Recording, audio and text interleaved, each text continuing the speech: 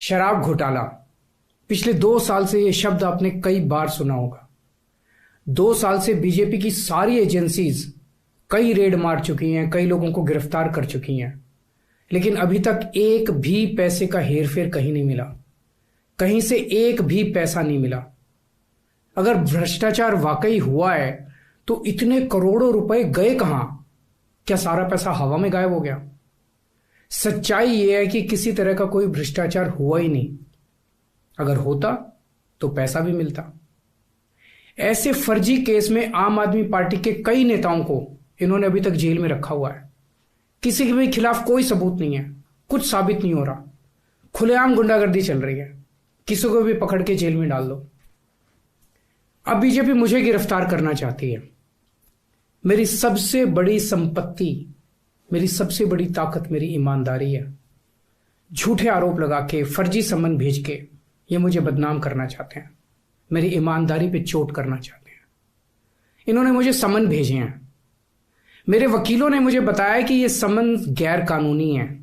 क्यों गैर कानूनी है? ये मैंने इनको विस्तार से लिख के भेजा है। मैंने बताया है कि उनके सम्मन कैसे गैर कानूनी है, लेकिन उन्होंने मेरी एक भी बात का जवाब नहीं दिया। इसका मतलब उनके पास मेरी बातों का जवाब नहीं है। इसका मतलब वे भी मानते हैं कि उनका नोटिस गैर कानूनी है। क्या मुझे एक गैर कानूनी सम्मन का पालन करना चाहिए? अगर कानूनी रूप से सही सम्मन आएगा तो मैं पूरा सहयोग करूंगा। बीजेपी का मकसद जांच करना तो है ही नहीं। इनका मकसद तो लोकसभा चुनाव में मुझे प्रचार करने से रोकना है।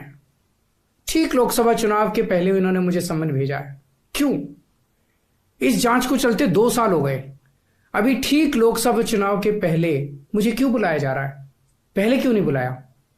सीबीआई ने मेरे को 8 महीने पहले बुलाया था। मैं सीबीआई में गया था, उनके सारे जवाब भी दिए थे। लेकिन अब ये लोग ठीक लोकसभा चुनाव के 2 महीने पहले मुझे बुला रहे हैं। तो बीजेपी का मकसद कोई पूछताछ करना थोड़ी है। इनका मकसद है पूछताछ के बहाने केजरीवाल को बुला लो और उसे गिरफ्तार कर लो, ताकि मैं लोकसभा चुनाव में प्रचार ना कर पाऊं। आज बीजेपी भ्रष्टाचारियों को नहीं पकड़ रही, बल्कि खुलेआम ईडी और सीबीआई का इस्तेमाल करके दूसरी पार्टियों के नेताओं को तोड़ के बीजेपी में शामिल करवाने का काम किया जा रहा है। एक नहीं, 2 नहीं, कितने उदाहरण हैं जहां किसी पार्टी के नेता के खिलाफ ईडी सीबीआई के मामले चल रहे थे या उन पर गंभीर आरोप लगे हुए थे। जैसे ही वो नेता बीजेपी में शामिल हुए, उनके सारे पुराने मामले बंद कर दिए गए या ठंडे बस्ते में डाल दिए गए।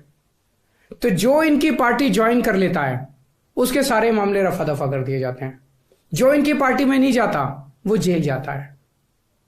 आज मनीष सिसोदिया, संजय सिंह और विजय नायर इसलिए जेल में नहीं है कि उन्होंने भ्रष्टाचार किया है, वो इसलिए जेल में है क्योंकि उन्होंने बीजेपी में शामिल होने से इंकार कर दिया है।